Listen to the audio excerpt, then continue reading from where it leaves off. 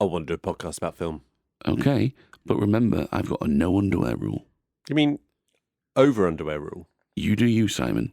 You do you.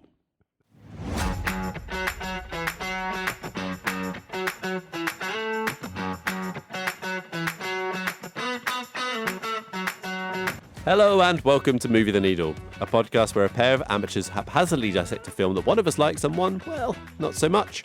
My name's Simon, and I'm in our shed with my good friend Carl, where we'll be explaining our opposing viewpoints and seeing whether we can movie the needle for one another. This week, it's our first ever horror movie on the pod, if you don't count The Thing, which I think we probably should, so I guess it's our second ever horror movie on the pod, unless you count Predator. Anyway, it's from 1996, and Wes Craven, and happy days and friends mashups ensue. It's Scream!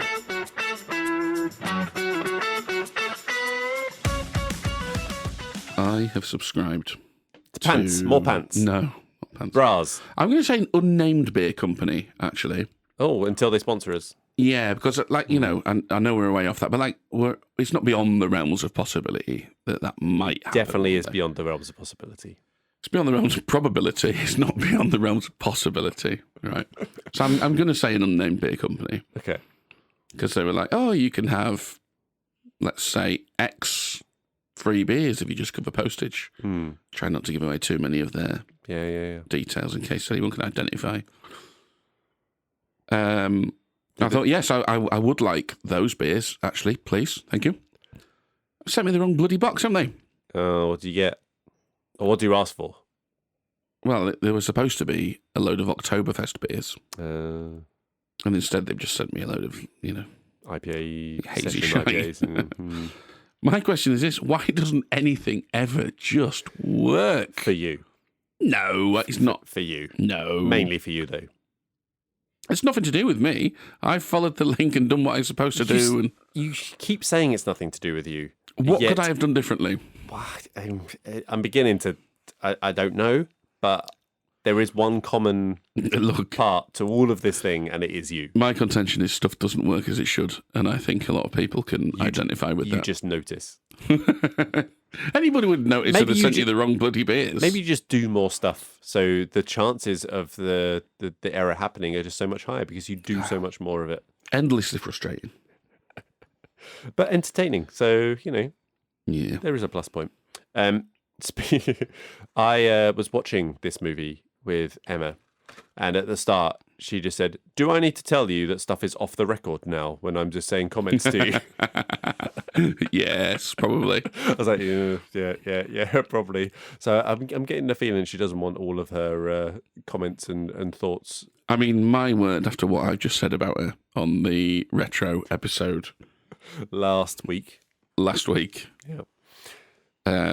Yeah, soz about that. You did give her a heads up about that one, though. You're like, that's going on the pod. I did, yeah, I did say that, to be fair. Look, I had a good time. I'd be open to do it. If you don't mind, I'd be open to do it As again. long as I can watch, mate. Yeah. It's always the way. Yeah. I had a fun work call today. We're still talking about... All right, no, okay, yeah. And this is not a common occurrence in terms of, like, work calls with people from work can be fun. That's fine. This was like a client-focused one with people I should be being professional in front of. And because I'm a really fun guy... Hey, like a mushroom. Like a really fun guy, I was doing like a little icebreaker thing because it was the first time this team were coming together, right? And it was like, just tell me a bit of background about yourself, like where you are, blah, blah, blah. Oh, no, did you have the podcast? And a fun fact. Oh, I always do.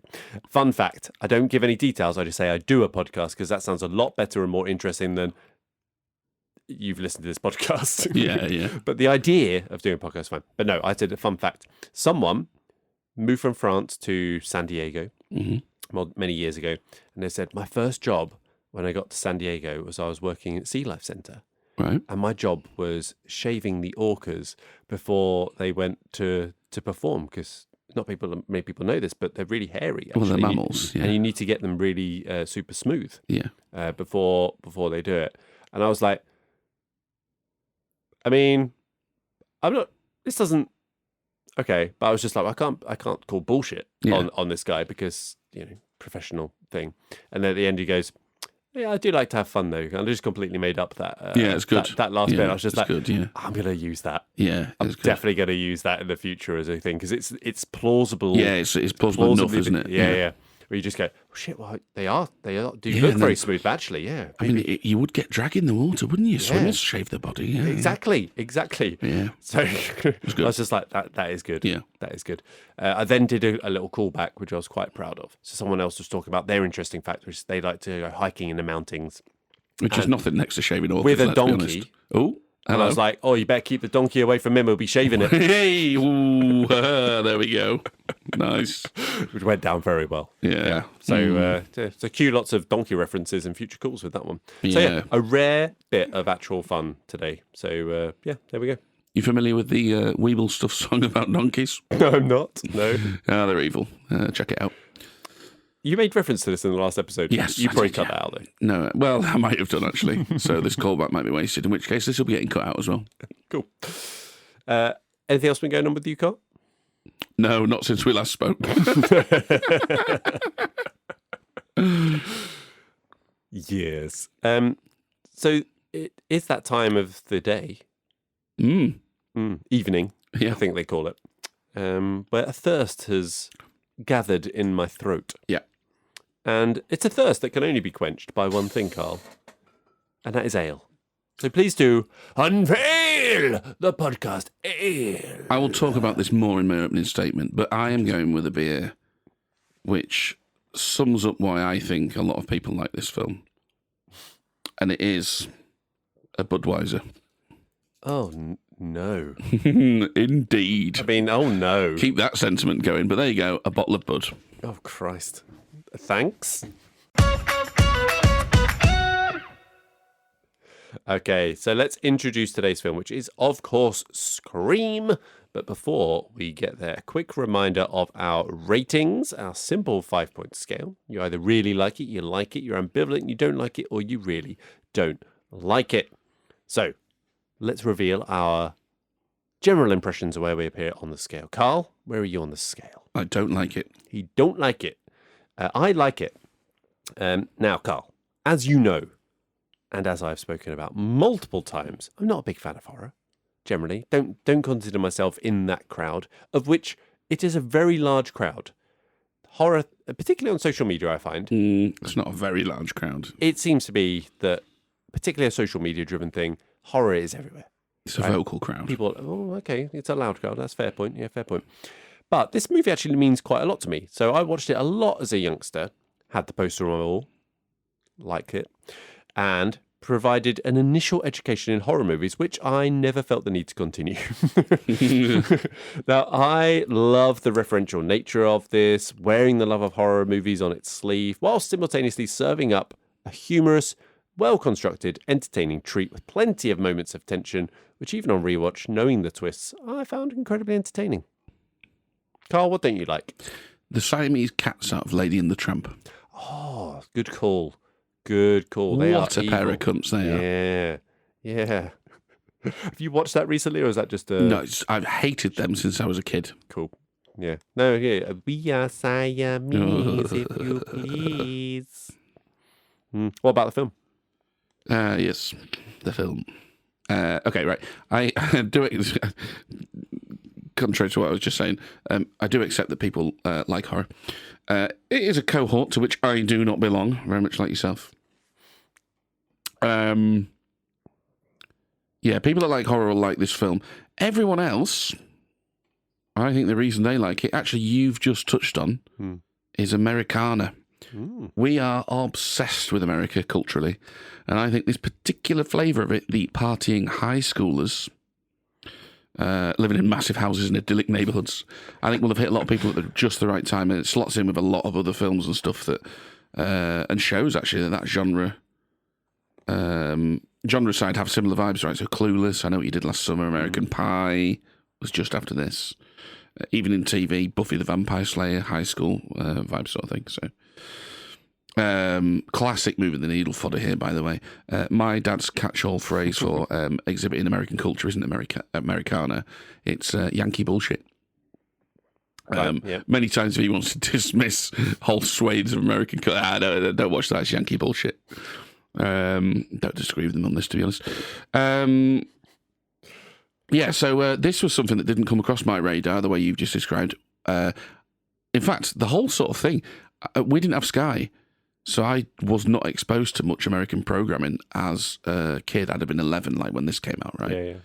Yeah. The only thing I think I ever got into along those lines, pre-adulthood, was Friends. Mm-hmm. And even then, that won't have happened until I got to maybe like 16 or something like that. And in 1996, I'm 11. I didn't watch this. I won't have watched this until, much, much later. And not just these, I didn't watch all of the, like, Final Destination films. Did you watch those? Yeah. Yeah, I didn't watch those until adulthood. Any sort of American pulpy slasher, horror, teen thriller type things just passed me by. I watched Scary Movie first. Oh, right. Well, that wouldn't work. Scary Movie was 2000. So then I watched Scream sometime after that, and I'm in my 20s, and I don't get it. It's not as funny as Scary Movie. It isn't scary. I mean, you just said you're still buying the twists and stuff. It isn't scary. So what is it? So I think my dad's correct on this, I've got to say. I'm so confused as to how you watch Scary Movie, which references all of those films before, and that's what makes it funny. Do you not need to have watched the things that it's parodying to get it? What, to think that it's funny when the killer stabs her in the chest and gets her breast implant? No, I don't need to have seen Scream.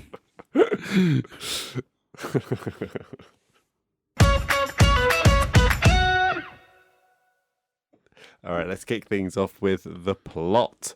And I want to start things off, Carl, with the opening scene. I guess it's a scene, quite a long scene, but the opening bit with Drew Barrymore in it. Now, I think this is a pretty classic, iconic thing that has penetrated, right? That whole Drew Barrymore on the phone, what's your favourite scary movie kind of thing. Now, Drew Barrymore, she was 21 at the time. The movie was kind of built up in like the advertising as being like her movie. And then obviously it's a bit of a twist then that she's dead in the first 10, 15 minutes or so. But I love Drew Barrymore in this opening thing as she builds, I was going to say slowly, but quite rapidly to hysteria from being inquisitive to it all changing when it turns when he says, because I want to know who I'm looking at. And then he realizes there's someone in the house, or there's someone watching the house. But I love this scene just because they've got the popcorn. Which, have you ever cooked popcorn like that? No. That looks like, one, a health and safety hazard, as shown. But also, great fun. With the popping popcorn that you can actually see rather than in the microwave. Still satisfying, but not as satisfying as that with the foil thing. But that actually does build a little bit of tension as well, just with the pops and everything going on. You want to see how big it gets in Scary Movie. Oh, is it going to explode? Is it not? Oh. So you must not have got that, though. You were just like, you don't get the reference. I guess it's still funny, you're saying, but... What do you mean, the reference? Well, it's referencing it. It's just it's parodying it's that just scene. It's popcorn on a stove getting comically large. Yes. But it's based on this, right? So it's like it's a play on that, and so you go like, oh, I was doing that. Oh, and it's getting so big. Yeah. But you just go, oh, it's getting so big. You miss like half the joke. Yeah, okay, yeah. All right. That's all. Yeah. Yeah. I love this. I really love the scene because right up until the end when she's almost escaping, but she's already been kind of like strangled by the somewhat clumsy killer. But she's unable to scream for her parents come back, and she's shouting, "Mom, Mom!" But she can't because she's been strangled. And then that's when she gets moided properly. And then Mum's discovery of the body, where she can really scream. That was a good proper scream with her hanging from the tree with her guts hanging out and stuff. Yeah, I just thought great opening scene. Sets the tone that there's this killer, and then bam, onto the main characters. I just don't think it's very scary. Well, it's not scary. Because it's silly. It's all silly. Why silly? So I'm just gonna. This is what I'm just gonna say. Why? Okay. Say it's an interesting why and a tactic. word. No, so five whys. Why? But why is it silly though? There's someone in the house on their own. Because tonally, right? And I know Scary Movies ruined it for me, right? Because I've seen the takeoff first. Tonally, it is just silly. She's like, "Who are you, you weirdo? Fuck off!" And then she's like, "Oh, go on, you sound like you've got like a big dick." Yeah, I mean, she's just like gently flirting with someone who's, intentionally phoned the wrong number twice because they probably sounded. She's thinking, "Oh, he's phoned back the wrong number because he liked the way I sounded," and I'll have a little flirt because I'm bored and I'm at home on my own. Ooh. It's also like, this is my problem with like slasher films in general. They're just not my thing. It's also like the whole MO of the thing is, oh, we're gonna make you think that someone's chasing someone or out to get someone, and that's going to be scary. And you can't just switch that on and go, oh, so therefore you can't tell me that's the premise of a film of a genre, and then expect me to be scared by that alone. You've got to like put some craft into like going, well, why do I care about this person? Where's this threat coming from? This is all just too silly to be actually scary. Have you never had that experience in life though? You've been at home on your own and you've heard noises and you get a little bit scared of what's going on and your imagination runs away with you and stuff? But that's not doing anything to conjure up those feelings, to put me into the position of, oh, what would it be like if you started flirting with a bloke on the phone? And then, yeah, but you don't need to imagine that. No, it's all tonally. This is not. Spoiler alert. I don't think anything about this film is ever scary. Anything.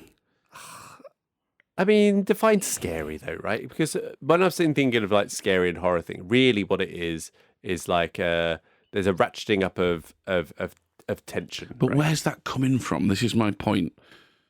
You can't just say there's a ratcheting up of tension. How are they doing that? How are they getting you to buy into that? You know as well as anyone, if you get me to buy into something, I will buy every single fucking jump scare you want. Don't you worry about it, Chief. I'll do my side of the bargain. I don't think this one's big on jump scares generally, though, is it?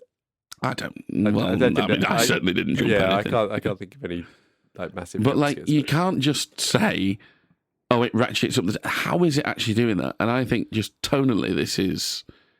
I don't think this is scary. And actually, I'm keen to know. I'm keen to understand how the whole self-referential thing, how it was ever going to achieve that. Because you're like breaking a wall at that point. You're going, we know this is what we're doing, and we know this is what you're watching, and we're going to tell you all the rules of how this normally works. But I think that's where it treads that fine line, right? It's essentially telling you what's going to happen, but I still think it's effective in still feeling that. I see. I don't.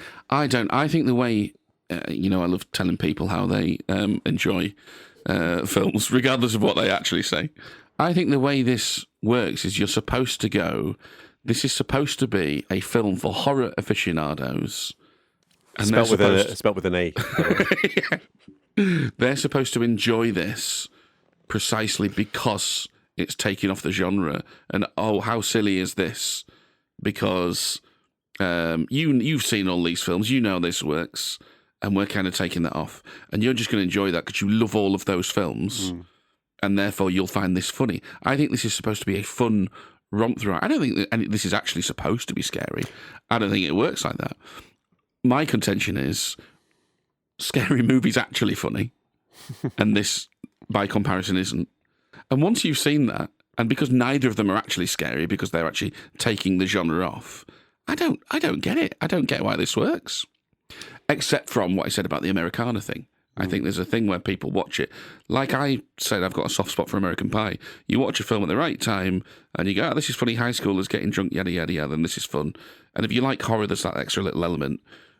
But actually taking it on its own merits, I don't think this film is scary. I don't think it's doing anything good enough to ratchet that tension up that you insist is there.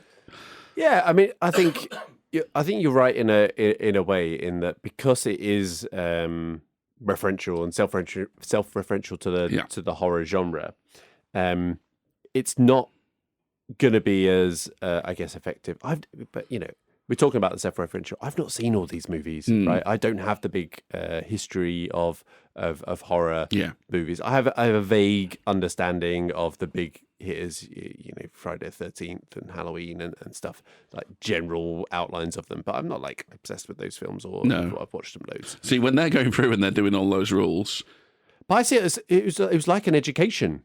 Yeah, but I'm going, because I mean I've not seen a lot of these, but I've seen some of them. Right?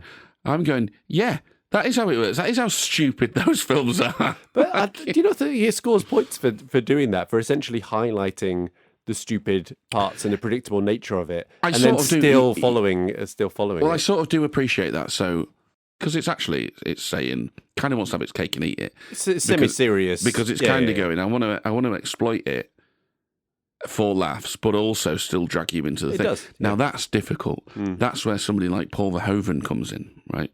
Because Paul Verhoeven is known for that, right? Actually subverting something to the point where you can take it. Like, it's really easy to watch Starship Troopers and get the wrong message. People do. And they do, right?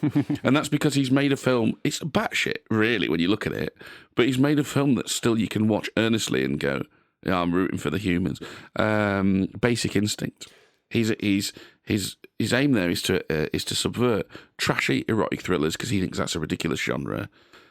And you do it, and it is ridiculous. Like, the dialogue's ridiculous in that film, knowingly. But you're watching it going, ooh, I kind of want to know. I think that's really hard to do. And I think this falls short of that. Because I don't think it is scary. Yeah, but so I think it does tread a fine line. But I think where it's successful is that it makes the characters the right level of, like, aware of it. So they're being told these things, like the horror formula. They state it. And then it's still kind of followed, and you see how it goes out, and it doesn't necessarily subvert it. It still kind of follows the rules.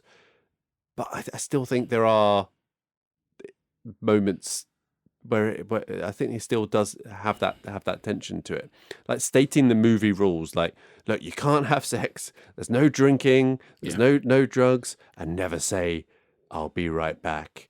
And then, like, the guy says, I'll be right back, and he disappears for ages. Turns out he's the killer. Spoiler. But I don't know. I just love not the killer, is he? The guy that states the...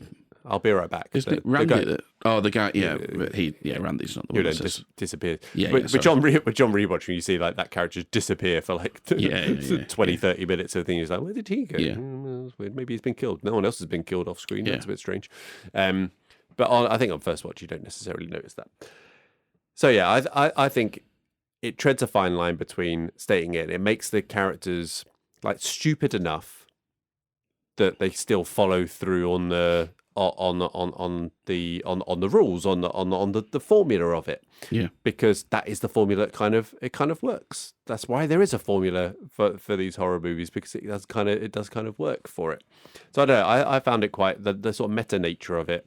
I enjoyed. I get a bit of a kick out of it.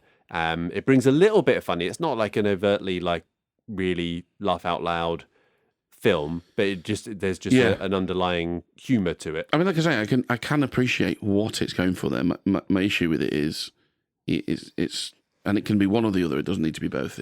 It's not scary enough for me to take it seriously. And let's be honest, I was never going to, because I don't like these sorts of films anyway. So I'm not the target audience for that sort of thing. I'm never going to buy into a film like that to put myself in the position where it's actually going to scare me, because I just thought, well, this is fucking stupid. Right? It's not. It's not my thing. But then to go the other way, okay, but is it fun that it's subverting this? No, it's not. I don't think it's funny enough, to be honest with you, and therefore I don't have enough fun watching it. And part of that, I freely admit, is because I didn't watch it at the right age. Yeah. I came to it as an adult, having also then watched the parody. Yeah, but I think because this is almost my introduction to horror, if you don't count The Fly that I watched when I was 8. Which I saw a clip of the other day. My God, it still turns my stomach, that movie, Jesus Christ. But I mean, I've not seen it, but I think, again, that's one of those where they're trying to make it like The Exorcist and... what was the other one Will sent in on the last... Dawn of the Dead and... Oh, like Psycho and The Shining. They're all trying to make a good story and film first and foremost, aren't they? To me, if I was going to look at horror, that's what...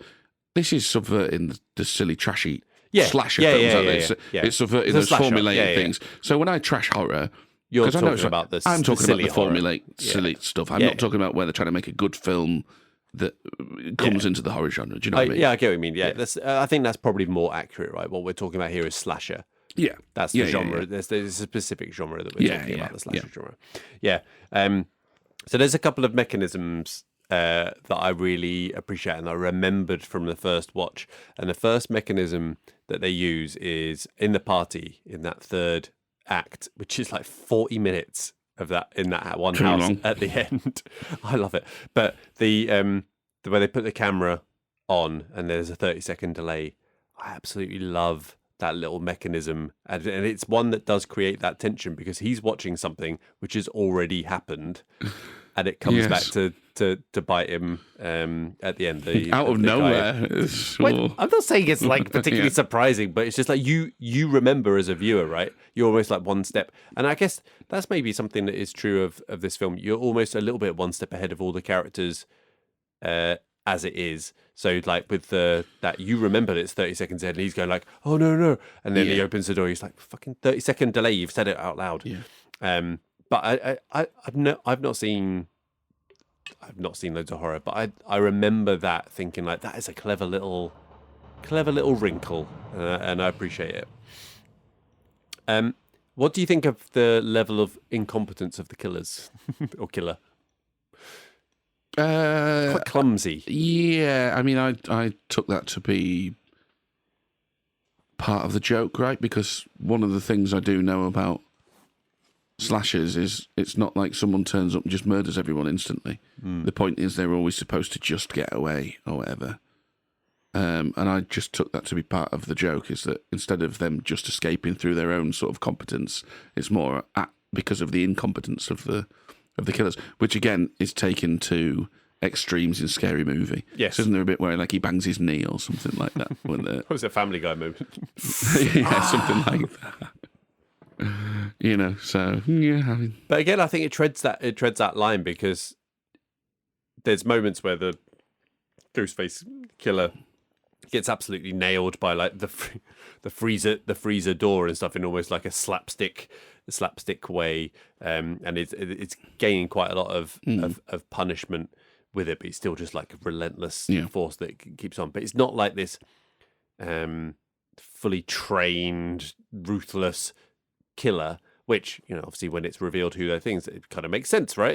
It's not like a professional artist, as it were, that's doing the killing. It's just a couple of fucking idiots. So yeah, I quite like the incompetent, clumsy nature of the killers. In this, that it provides a little bit of like humor, but with still maintaining the fact that it is a relentless force that's still going to kill a lot of people. I mean, my thing with this is I just want to know, where are the parents in all of this? Well, like tied up, one of them. No, I just mean like there's a killer on the loose, multiple victims, and a house party. Yeah, no problem, kids. You all go over there. What are you doing, lads? Well, we talked about that in Superbad as well. It's like the convenience of just lack of parents, right? Because if you have the parents there, it's just like, well, everything just you include adults, and that I quite like actually in this with they like the select adults that you pick, right? You've got the policeman, you've got the reporter, and the cameraman. That's it, basically. Yeah, they're the only three adults that are present throughout the whole thing. Everyone else just like, yeah, it's Friday night, isn't it? Let's go home, chill out. Also, it's 1996, right? Yeah. The killer cuts the phone lines. Yeah. But apparently your internet's still on. What's that about? Yeah, I don't know. Maybe they've got a separate line for maybe, for that. or maybe the Americans had cable internet like way before we did. 96, yeah. Could be possible, couldn't it? Maybe. Look. So of course I understand what it's going for, but like I say, ultimately it's not sort of good enough on the serious side of it. It's not funny enough on the sort of semi parody side of it either. One of the things, going back to the serious side of it, I don't think they do a good job with what Stu's motive is. He doesn't really have one. No, exactly. And we're just supposed to like accept that he's a weak. He's like surprise. There was a second killer. It's this guy. It's like, oh right, okay. I just find that a bit unsatisfying because it's like if you're trying to be clever, and I've seen people call this like, oh, this is great because it's like. It turns into this whodunit thing. It's not a fucking whodunit. At no point can you ever actually figure this out. It's no interest. And then that's the thing. It goes, oh, I'm surprised there was two of them. That's why you couldn't work it out. I was like, oh, for fuck's sake. I mean, you never had any chance to figure that out. So, I don't think it's more of a mystery than a whodunit. Well, yeah. So I don't love that, like, the point of it is supposed to be how clever it is because it's meta taking off all the rest of the stuff, but it's still a serious film, and then doing such a shoddy job on one of the motives of one of your killers. But like a serious film needs to do better there, surely. I don't know, because the lead killer in this has a motivation, right? And the other guy is just like, he's just a weak, stupid kid who's basically gone along for the ride and has got carried away with things, and he's kind of just following. Yeah, that is essentially all he's doing. Yeah, right? yeah. And he's like a complete douche of a character. He is, and you could kind of imagine that he would be like the kind of one that would get caught up in someone who's actually got. I'm accidentally a serial killer, Mum. Yeah, someone who's got. Okay. Also, why does Randy survive? They should definitely kill Randy. You got a sequel, man. Yeah, exactly. You see, there we are. But interestingly, they hadn't. Although they'd done like a 5-page treatment that Kevin Williamson had done on the end of it, they hadn't actually planned to. There wasn't like a greenlit sequel to begin with as part of it. The sequel was released less than a year later, though. Yeah, that is a quick turnaround. Yeah. But yeah, obviously he appears in that. But I mean, I'm not overly familiar with horror movies, but that is a kind of thing, right? Where there are these characters that survive and just kind of maintain. Yeah, but it'd be Neve Campbell's character, wouldn't it? Well, I don't know if there are not other supporting ones that continue to appear. My main horror references is Scream trilogy. So yeah. I honestly couldn't speak to it with sex, Carl. Yes, please. Yeah. Quite a major theme, which fits in with your Americana, totally. American Pie thing, right? Totally. I do want to say, I think Mum being raped and murdered less than a year ago would put a cork in the old sex drive. Seems reasonable. Well, she has the no clothes rule. Yeah. Overclothes rule. No clothes. Yeah. That's your different rule. Different rule, isn't it? Yeah. So it seems a little insensitive of the boyfriend. He was only half joking. Come on. He was only half joking. Yeah. I did find it quite funny that Sydney fingers Billy early on as the killer. I beg your pardon. Well, I was going to say, but it's ironic because fingering was the only thing that Billy was getting to do up to that point, I guess. So is he allowed to do that with the clothes thing? I guess over-clothes fingering, does that count? Yeah. How much are you getting in there? Half a digit? Yeah. A lot of fabric involved in that. Yeah. Oh, God. I'll probably cut this. Yeah, please do. But the thing is, now I've said I'll probably cut it. I'm more inclined to leave it in. Or I'll do a clip with... and I'm talking about the editing, not the... Right, yeah. Sorry. Clarity, yeah, good. You'll do an edit with what, sorry? Just, I don't know, some sort of video clip with something which... I beg your pardon? Yeah. Anyway, sex. Yes, please. Yeah.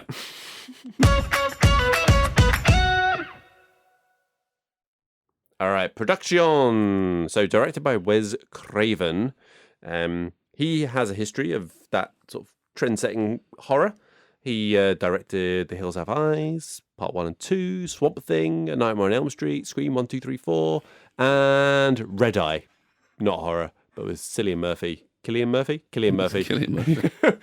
Murphy and your favourite, Rachel McAdams. In it as well. Have you seen Red Eye? No. I mean, I've not seen any of those other films apart from Scream 1, 2, 3. Have I seen 4? Can't remember. Definitely seen 1, 2, and 3. I don't think I have seen 4. Not seen any of the others, but he's kind of a big deal apparently. With that, I did quite like the reference in this to Wes Carpenter. In the meta nature where one of the characters, Tatum, I think, is like, it's one of those like Wes Carpenter films. Yeah. So, like, the cross between John Carpenter and indeed. Wes Anderson. Yep. Wes Anderson. And Not Wes Anderson. Not Wes Anderson. No, Wes Craven. That'd be a very different film. No, Wes Craven. Not Wes Anderson. No, Wes Craven. That'd be a very different film. That cross between Wes Anderson John and John Carpenter. Oh, there you go. You've got something off the there. wall, that, wouldn't it? Wes Craven also appears as the janitor, dressed as Freddy Krueger style thing. Again, another one of those little meta nods. Carl, where do you want to start on production? Well, I'm going to say I get all of this. So, again, it's really leaning into that aesthetic that was very popular in all of these films around that time. The soundtrack's over the top, and it's fine. I get that. What say about the soundtrack? Because I couldn't. Nothing really sprang out here. No, because they do that. It's very, very cliche with like when the sound cuts in, and because it's very audio cues and that sort of stuff, right? It's fine. I get everything it's doing. That it's got that glossy sort of American pilot, that 90s, that American 90s huge houses, high school, all your favourite. Just let's talk about the huge houses for a second. Yeah. Like, for the love of God, like the two, like Neve Campbell's house, the Prescott house, just with the views that it has as well. It's basically perched on top of a hill. This absolute mansion. Yeah, and you're just like, what the hell? It's amazing. It's all part of it. And again, this is such an American thing. Yeah. Like, you watch all of these programs and stuff, and it's the houses are massive, but like they've got these bedrooms where they can just sprawl out everywhere, and then there'll be a basement where you can just take your friends and you can like fit. What are you talking about? There's sofa and TV down there and all this space, and then electric garage doors. Electric garage doors is another one. And in fact, the garage, which is a double garage, it's got like just a load of beer in there or whatever. You know, all these sort of tropes that you see, and this is hitting them all. And you know, again, I get why some people enjoy this, because it's just another installment in that particular brand of Americana that was very, very popular around that time. And I think it really does lean into that 90s feel as well. Like video store, the whole scene in the video store, like just video store, bang on, really gets you that point. You're like, because we were of the age where we weren't quite in that peak, at the age where you would have been. That would have been your sort of go-to thing where you would go with your mates and do it. Like, there was an aspect of that, but largely it was maybe like you'd be going as a family and getting the videos and stuff like that. Well, I used to go. We go rent a video game. Oh, okay. So, especially if you're having a sleepover. So if you're having a sleepover at one of your mates' house, you go rent a video game for the weekend. Yep. So same sort of thing, but here was like a little pokey store that you do. It's huge, right? Whereas in these films in America, it's like these massive blockbusters and whatever. But it's so appealing, though, isn't it? Just the idea of going back to that age of going to it. What do you fancy? Go to that section and you'll find it, if it's still in stock, you can get it. Yeah. And it is something that's completely lost, and you do kind of it's such a shame. Have that weird like yearning for it. Yeah, it's such a shame. There's obviously like the phones, like giant phones, and the wired phones, as you've already talked about, with the cutting of the lines and stuff, which again is just lends itself to this kind of genre of slasher as well, because you can't just pick up your mobile phone and away you go, and you've got your GPS and you can see where everyone is and etc. Even the clothes, like the clothes that the kids are wearing and stuff, it's very 90s Americana kind of thing, as you said again. But yeah, there is that. But there are some good shots, I think. Yeah, for sure. Lovely reflection of an eyeball with Ghostface reflection of one of the people. I can't remember who it was that had been killed. And we should say as well, like Ghostface, you've just said it, like as a piece of iconography. Yeah. I don't know if that's any history before this film. No, it was essentially for this. They were trying to find or design a something, and they couldn't come up with anything. And then someone just came back from the Halloween store, a thrift store, basically, and was just like, "This is like 80 cents or whatever." And they were like, "Yes, let's do that. That works." That's all very good. So I sort of get. I've got one other serious production note, but I just want to pull this thread again, because the elephant in the room for me, and it's a scary movie thing again, right? I'm talking about the Ghostface thing as well. You can say, well, this is doing some good stuff because it's made a decent film, it's tapped into the same Americana, yada, yada, yada, yada. It's penetrated popular culture, right? Because, it has to. If you generate sequels and parody. Scary movie. You know, you're generating a parody. And you've got this ghost face persona iconography that lasts. I think, though, here's the elephant in the room for me. I think most of this is because of Scary Movie. You remember Ghostface and they make the Budweiser rounds, not because of Scream, but you make it because of Scary Movie. People remember that because that's the one. And the people, the box office, agrees with me. Scary Movie took a lot more money than Scream has, than any Scream has, even the more recent ones. Even if you don't adjust the old Scary Movie for inflation, it's still beating what the new Scream ones are taking. And they, of course, then have a life of their own because they get their own sequels. They're up to 5 as well. Yeah. Theirs, right. Well, Scream 7's planned. Oh, is it 7? All right, so Scary Movie then gets a life of their own. So there'd been 3 Scream films by the time Scary Movie had come out. Right? They have. Right, and I get that has got its audience. But my point in terms of but how much of an impact has this actually had? How much do people really like this? I think there's a thing where you go, do you know what? People actually like the parody more. And it was much more popular at the box office, and I think that has a lasting impact. There might be others. It'd be good to get people to maybe suggest them, and maybe you can think of one now. Can you think of any other film where that's happened, where the parody takes more at the box office? So I checked a couple, like Dewey Cox Walk Hard takes a fraction of what Walk the Line does. Hot Shots does very well at the box office, but it's a fraction of what Top Gun takes. Yeah. And I couldn't think of any more where you might see it go the other way. What's it called? Tropic Thunder, and I don't know, what would that be? Rambo? Is that taken for Rambo? Is it Platoon? Platoon, maybe? I guess that's part of the problem, is it's not a direct rip-off. Yeah. But I don't know, I think there is a bit of me that thinks, do you know what, it was definitely out of a time, Scary It was Movie of a time, well, isn't it? Yeah, well, yeah. I think it got into that same Americana thing of the time of the American... 2000 Scary Movie was the first one, yeah. Yeah. But of times like American Pie and stuff, it was still within that period. So there was loads. It seemed like at that period there was loads of these films to be able to be taking a piss of it. It was sort of saturated, right? Not just the slashers, but your American Pies, your road trips, and all of that as well. So my point is it's not that Scream isn't doing some decent stuff. We're talking about production, and it has penetrated popular culture, some of the visual stuff especially. But I don't know if actually that isn't more to do with Scary Movie than it is this. I don't know. I'm not sure if that's going to be true, but I just don't think. Well, one, obviously, Scary Movie wouldn't necessarily be a thing without, but in the same way. Of course, that has to come first. But yeah, I mean, but maybe it's definitely a contributing factor for sure that it's almost through parodying it has contributed. I'm seeing it the other way. I'm seeing Scream as a contributing factor to get to Scary Movie, which then really popularises the thing.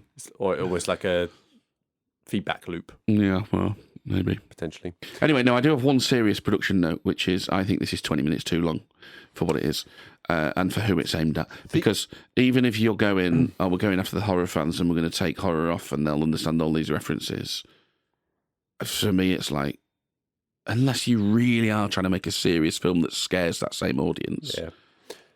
And if that's what you're going to do, I think you've got to be better. For me, I think no.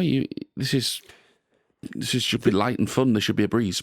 And I think the first 50 minutes does skip along quite nicely. Actually, you got that opening scene is fairly chunky, right, with the Drew Barrymore bit before you even get to the title card. But if you're doing that, then the rest of it has maybe got to go a little bit quicker.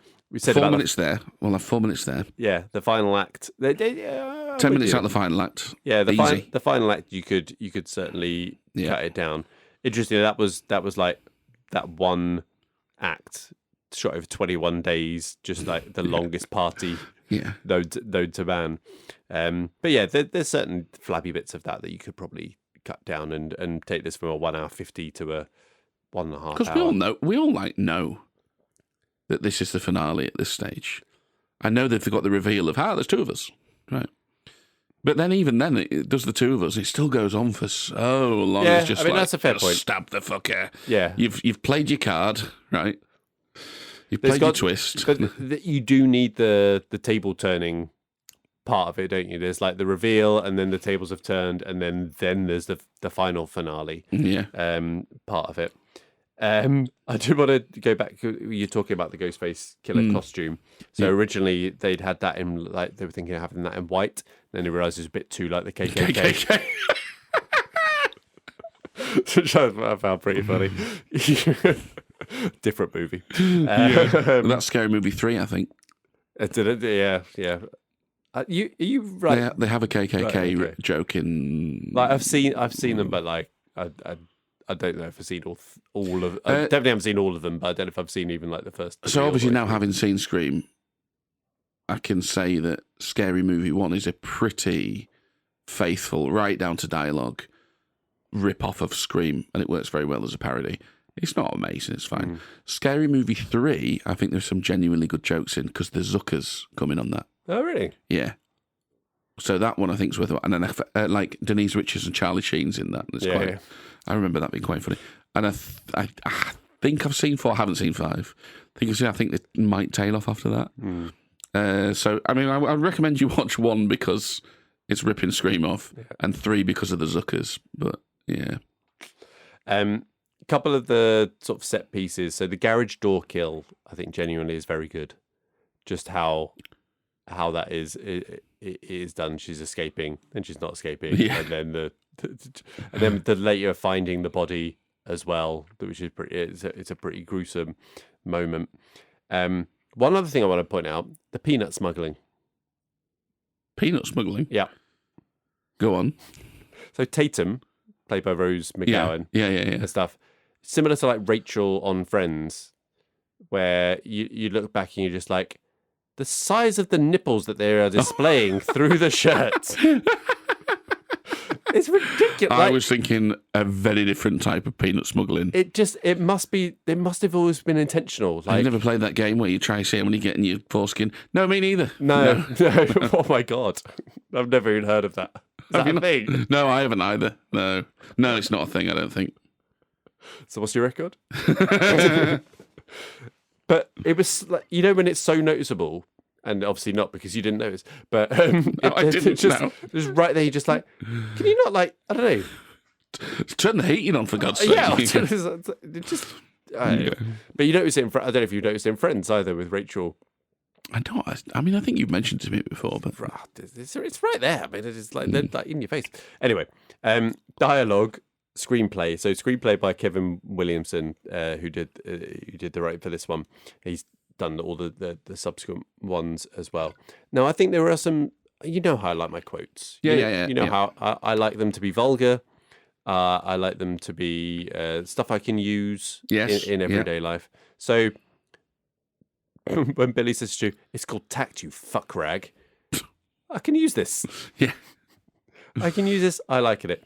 Tatum says to Stu, stupidity leak, which again is leading into like the Clueless almost, that sort of Americana, coming up with these sort of phrases that no one says, but the film's almost trying to get over as like everyday parlance for teenagers. But stupidity leak, I'm going to bring that in. I think I like a stupidity leak. When someone says something and they really shouldn't, it's just, stupidity leak. Yeah. I like it. How many boys would put up with a girlfriend who was sexually anorexic? Uncomfortable little visual. Yeah. It's unpleasant.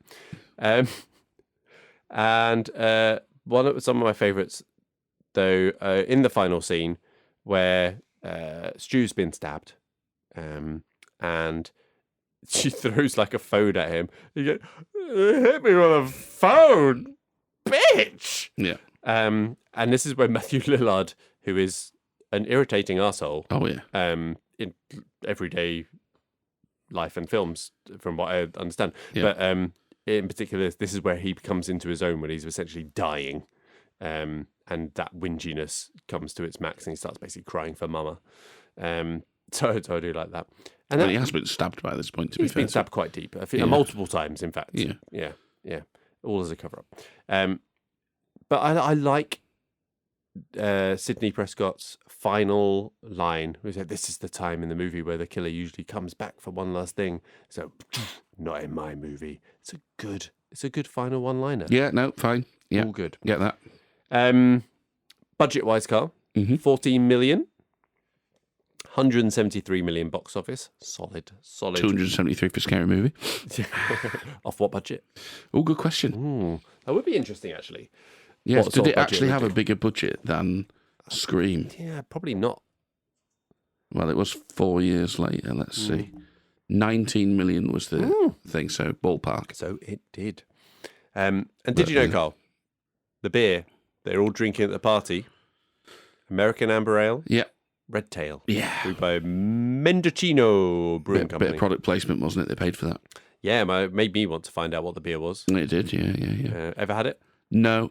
Again, but it comes back to this thing, didn't it? We were all looking at that going, I want to be drinking beer around the thing. Budweiser was the best I could do, sorry. Especially a 6.5% Amber Ale. Get on that. Yeah. You got anything else in production, Carl? I haven't, no. Would you like to play a game?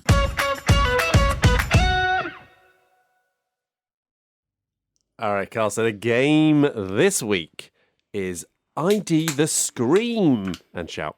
So I know you're not a big horror fan. So I've not done like famous horror screams because that would be a very boring game where you just go, don't know, mate. Yeah. Not good. Also, that happens with some other games as well. This is true. But I do have a little theme song just to just kind of explain the game away. Maybe I can't remember what was in the song, but play it anyway. You'll hear a scream, a shout, I'll play it right now. A scream, a shout, you'll hear it now. You're saying, what the fuck is this about? You are now playing with MTN and Simon, bitch. So there you go, a bit of will.i.am and Britney. Didn't think that would appear on the pod, but there we go. So I'm going to play a scream or shout. We're going to let it out on the pod, and you just have to identify what the film is, right? Who the actor is, and what the character is. Yeah, point for each. Okay. And if you can do that without a clue, you get a bonus point. But I can help you along with a clue if you're struggling for any of them. Now, there's 1 to 5, Carl. Now, obviously, I like to give you free reign, free choice. You can pick any order you like. And I appreciate that. Yeah. Number 1, please. 1, okay. Here it is. Yes!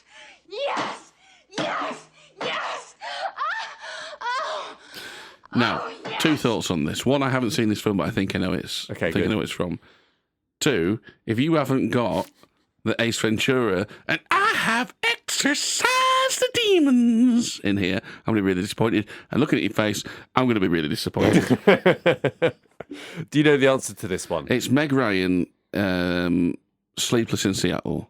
No, not Sleepless in Seattle, the other one. The one with Billy Crystal. What is that film called?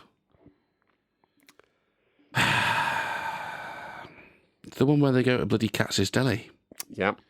I don't know, and I don't know the character name. I mean, you do if you know the film. Oh, When Harry Met Sally. There we go. Hey, so it's Sally. Oh, fucking hell. Right. Good. There we go. Get there at the end. Okay, yeah. I might dock a half a point for... fair. Dock a point for fair enough. All right, okay. Number 2 then, I guess. No, actually, sorry. What number would you like, Carl? Sorry. Number 2, I think, please. Yeah. All right. Here it comes. That one's harder.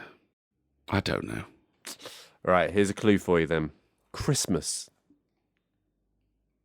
Oh, is this, we did it again, we left Kevin, or where's Kevin or something, Home Alone.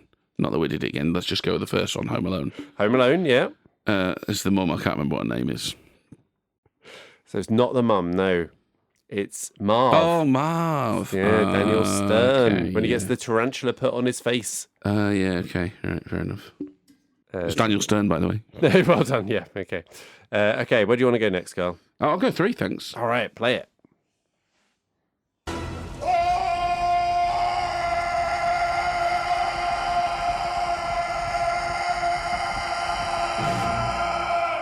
It's using the trees. Well, that is Predator. Yep. Arnold Schwarzenegger. Yep. Schwartzy to his friend. Schwartzy, yeah, that's right. And what's his name? Dutch. Well done. Bonus point for not getting the clue as well. So that's 4 points for that one. Well done. Okay. As if I'm going to miss out on that one. If it moves, what is it? If it bleeds, we can kill it. Yeah. You can all listen to the musical on YouTube.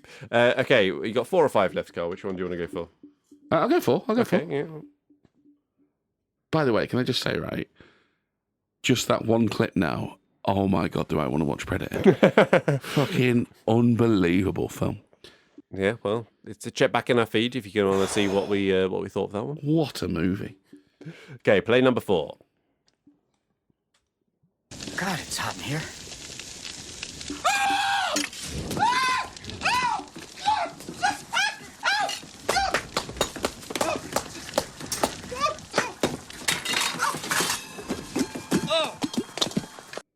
That is, of course, Robin Williams in Mrs. Doubtfire as Mrs. Doubtfire. Yes, or I would have expected Daniel Hillard as the character as well as Mrs. Doubtfire. But yes, 4 points. Well done. Okay, last one, number 5, Carl. Sweetie pie hole! ¿Cómo se llama? No, Kelly Clarkson!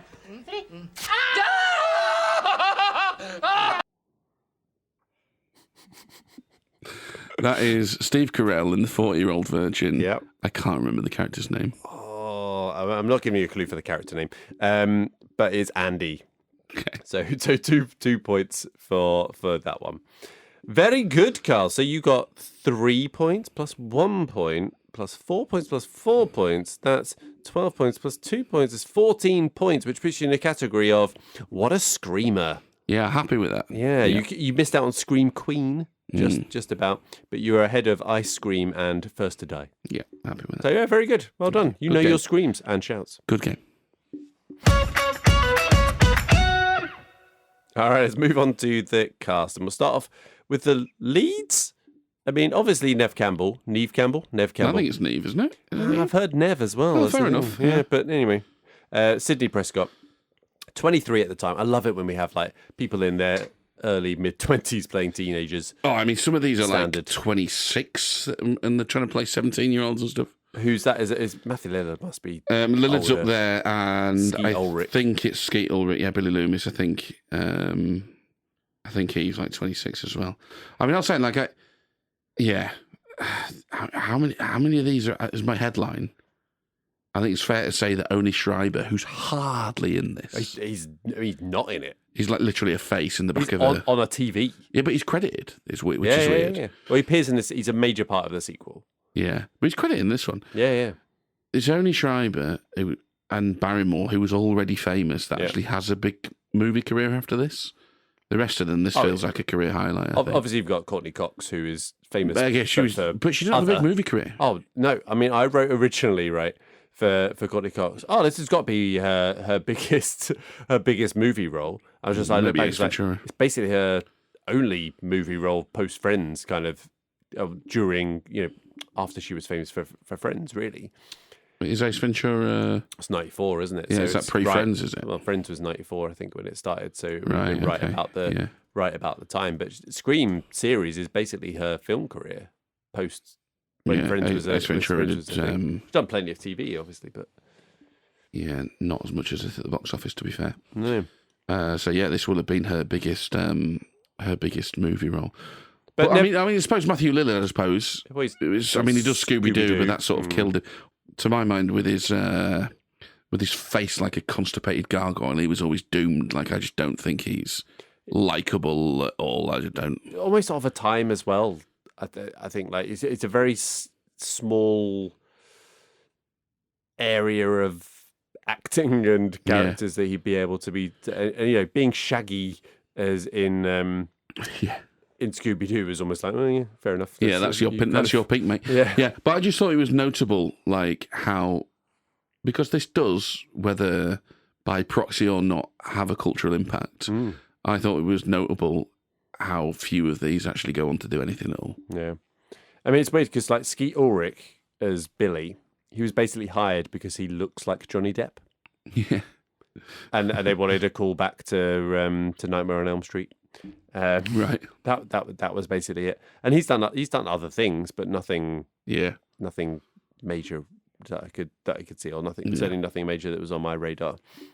But I thought Neve Campbell, Well, my note for her is yes, please. Yeah, a couple of years before Wild Things. But I think she plays the victim turned like badass, but not like in an unrealistic way. She fights back, right? It's a little bit of empowerment thing, and the not in my movie bit is a nice little ending for her. But yeah, I think she's a good like, what do you call her? What do you call them? Final girl, I think is that what it is? Yeah. She's because that's what they set.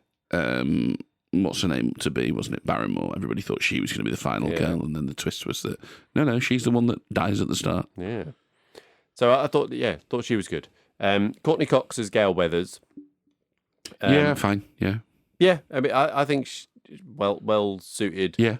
For this, she's had a mildly successful TV career, but obviously not too much in the movies. I should say, in the Friends actors' defence, that was one of the reasons they fought for that. What was at the time a groundbreaking deal, to get like $1 million an episode, because it was like, you're not going to do anything else. Yeah, we could be making movies. That was the point, and like Schwimmer in particular had made some movies. So but yeah, she's well cast in this. I think she's decent. She's got good chemistry with Dewey, with future husband David Arquette, who it's weird one that, isn't it? Yeah, I think they met as preparation for this film, and obviously we're getting together during. Because I've always thought he was a right dweeb, David Arquette. No, I know he's supposed to be in this. Yeah. But bear in mind, like, this isn't what I first saw him in. Yeah. But he goes on to do, and again, the bombs and whatever, but like Eight-Legged Freaks, where he's something of the protagonist, right? The hero, and it's like, really? Yeah. David Arquette? He even does some wrestling. Oh, really? Yeah, he does some WWE. Or whatever it was called at the time. Was it still WWF? Probably, I don't know. Yeah. I've never got it. I was like, who's this fucking weirdo? And then, like, why is Courtney Cox? Because he almost strikes me more like a Giovanni Ribisi, like, a bit of an odd... Come on to that, mate. Yeah, a bit of an odd kind of character actor, He's just like, oh, you need someone's a bit off and a bit weird and a bit geeky, a bit kind of like strange. Yeah, David Arquette or Giovanni Ribisi. Take your pick, whichever one you want. But Ribisi's better than Arquette. Arquette's, I don't know, he's like a bit... He's just a nothingness. He's just like this flaccid.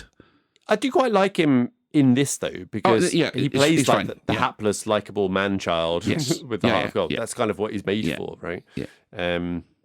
But that character, was originally written as a buff leading man type. And obviously that is not what he is. No, it is not. And it's funny because they obviously have the lines with Courtney Cox character sort of saying like, oh, you're so burly, and as you're just like, is he? Are the muscles in the room with us right now? Did they not change the script, or did they just keep that in because it was just like maybe flirting?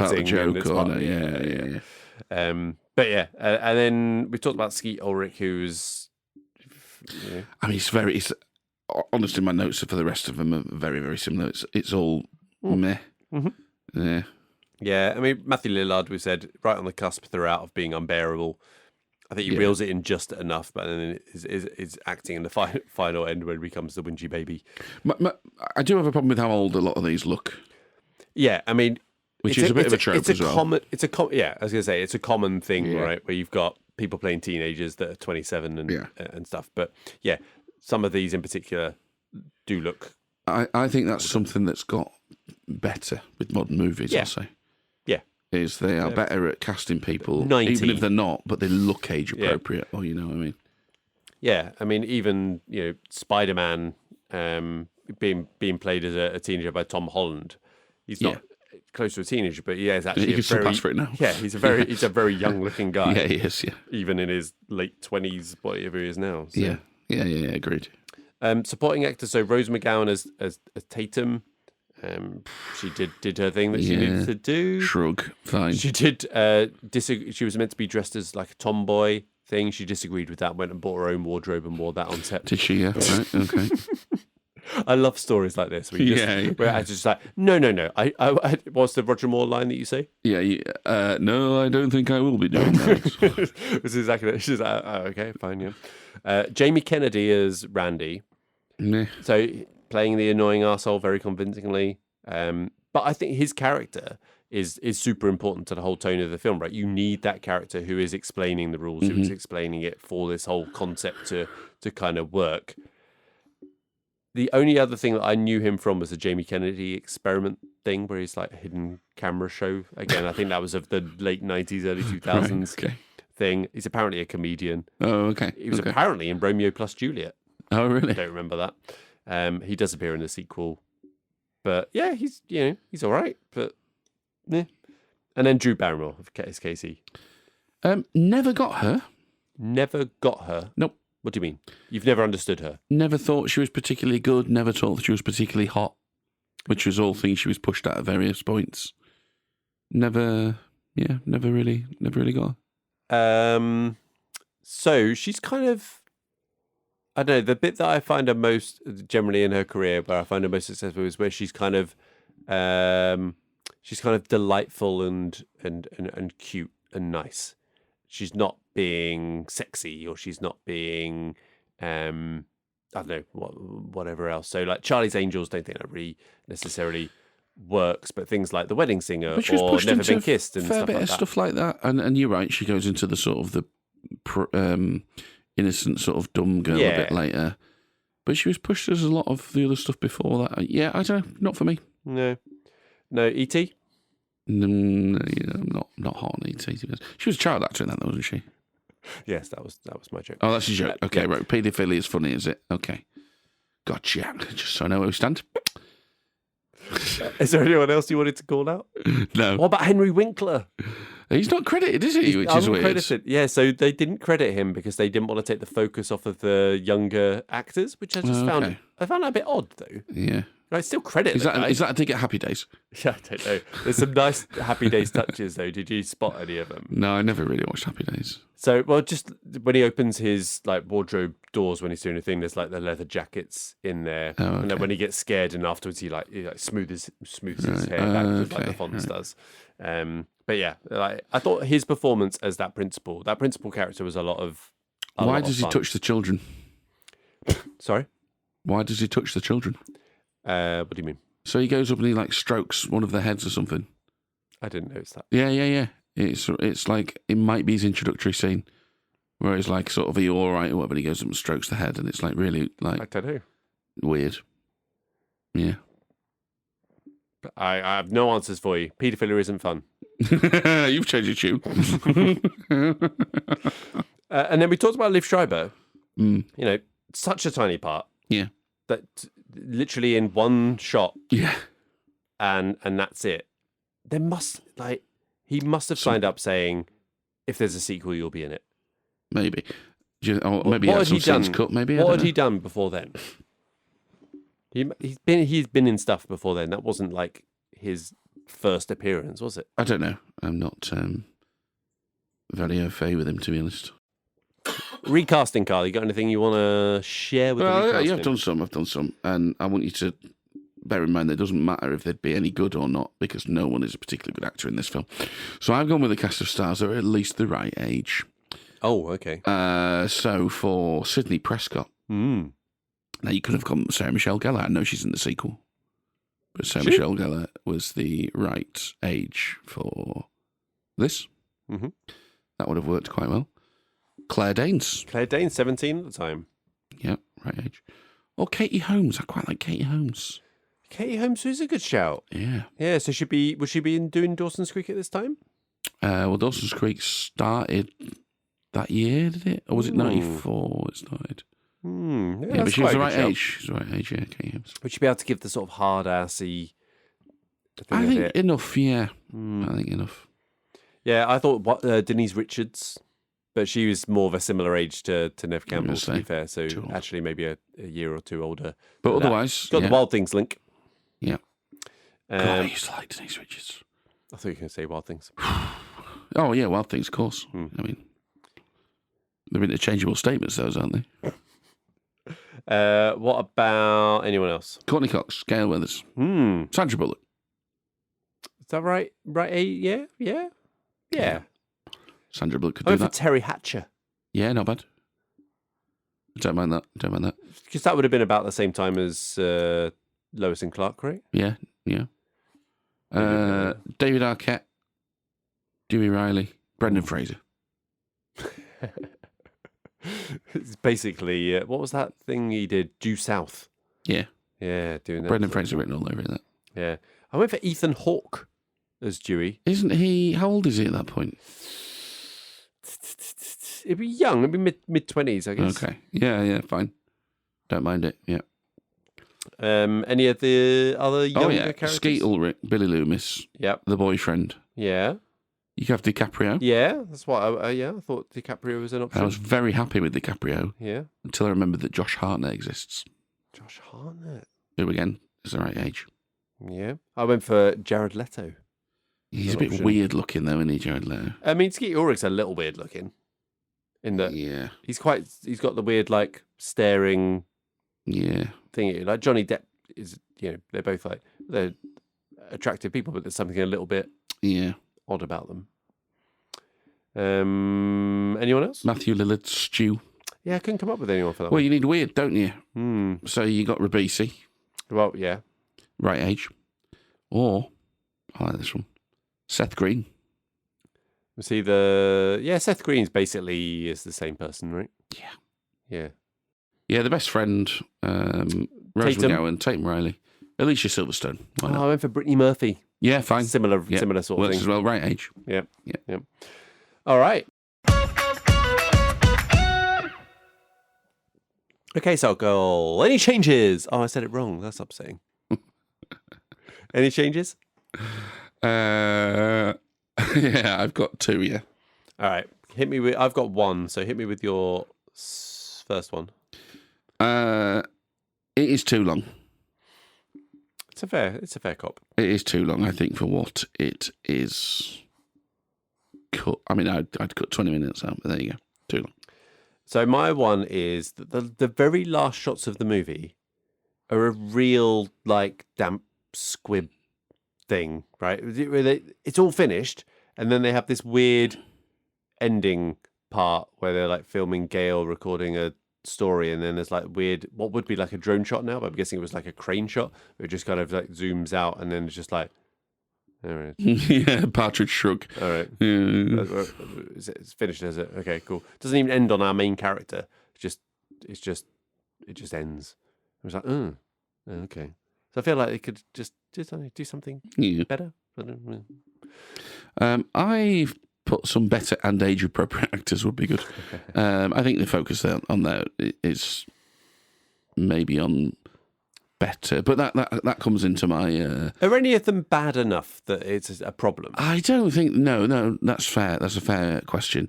No, I don't think they are bad enough, that's a question. I guess this really is tapping into my thing of, I don't care about any of these. This just needs to be a bit better somehow to make me care. Or a bit funnier. I'll accept funnier. But yeah, I mean, it does walk a very delicate line because it's obviously there's elements of humour and knowingness of it, but it's still trying to be in balance with a seriousness, still being a slasher kind of thing. So yeah, it's difficult if it goes too far one way or the other, then it doesn't become that, and it becomes something different.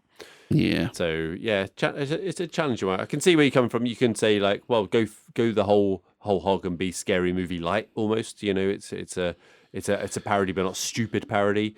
Or you go, no, it's just become a slasher with a couple of nods to knowing where it's sitting rather than spelling it all out. So you could go one of two ways. Would it be successful? I don't know. Okay, Carl, this is why you're wrong. So this is the closing statement from each of us. So what have you got for me? Do you want to go first or do you want to... Well, I'll go first. It's not going to make any fucking difference, is it? Yeah. I don't like horror, the slashers in particular. I need films to sort of be strong on their own merits, make me care one way or the other, and then, I'll get invested in whatever tension or jump scare or whatever, yada, yada, yada, yada. So I have no attachment to the medium of films that this is taking off, which is problem one. I missed out on that bite of Americana, that cultural thing. I haven't seen it at the time, which is problem two. And then when you look at it after the fact, I just don't think it's good enough at any one thing. And the scary movie thing, we talk about the cultural impacts of it, like what's doing the heavy lifting there. But it, at least for me, illustrates the thing that, like, oh, it's actually not that funny. And the fact that the scary movie is more popular than Scream, I think, speaks to the fact that most people probably don't like this as a serious film. I don't think it necessarily works very well as a serious film. They probably do appreciate that light-hearted ride through it, but they look at Scary Movie and go, but that's doing it better, so I'll watch that instead, sort of thing. And that's kind of where I am. I go, like, I get why people have an attachment to it, but coming at it now, I'm just, no, it's not for me. I don't get it. I do love it when you try and project whole opinions on whole swathes of the population. Of what well, listen, in my defence on this one, at least the box office backs me up. Yes. For your In Bruges, I think what you find no is idea. people don't actually like this film. They just think they like this film. film. For your Nice Guys, really like. No idea. I'm just making all of those up. At least with this one, I can say, do you know what? Unequivocally, more people went to watch Scary Movie than went to watch Scream. Yeah, I mean, I think the key difference that we've got is when we watched it, how we at the time of our lives that we did watch it, and the importance that it plays in it. Now, rewatching this for me, it gave me a real kick of nostalgia from that time. I was very fond of this film at the time that I was originally watching it, and so there's maybe I'm overlooking some or plastering over some of the cracks with that with it. I think you're right in terms of it's probably too long for what it's doing, but I think where we differ is that I think it does tread that fine line between a bit of humour on there, but still being an effective slasher genre, a genre which I'm not a massive fan of, but this one is one that seems to. I say when I'm not a massive fan of, I just haven't seen loads of them. So maybe I really do like slashers and really do like horrors. Maybe you do, because we definitely differ on this being an effective slasher. So maybe it's your genre. This could be the thing. I'm going to start watching all of them and go, you know what? I really like slashers. Yeah, they're really good. I've just not seen them. In my head, I don't like them, but maybe I do. So I'm still quite fond of this. It's not without its flaws, but do I not like it? No. Am I ambivalent? No. I think I still like it. I just don't think. I just don't think I've fine. Moved. Have you moved, Carl? No, I haven't moved. No, you still don't like? Yeah, no. In fact, I have. I really don't like it. Wait, that doesn't count as a win. No. Yeah. Imagine a win through the back door. I'd move my own needle even further. No needle. Good stuff. You got anything else for us, Carl? Nope. All right, then that is all we've got. So if we moved the needle for you this week, or even if we didn't, please do rate us, follow, subscribe, give us a 5-star review wherever you're listening. It really does torment the algorithm and get us out there to a larger, murderous audience. Our Blue Sky, Instagram and Twitter is MTN MoviePod. Our YouTube channel, which, if you remember, you really need to subscribe to so I can beat my child. You need to subscribe at Movie the Needle. So subscribe, get our subscribers up. More than my child. Thank you very much. You can also find our page on Facebook, some occasional TikToks at movie.theneedle. All details in the show description, so please do follow and comment wherever you are. We love to hear your thoughts on our ramblings. So for me and Carl, it's goodbye. Goodbye. I'll be right back. Next week, as we are joined by another guest who brings their mash for us to dissect as we mash flicks and chill with Damon from the Never Ending Watch List. Goodbye.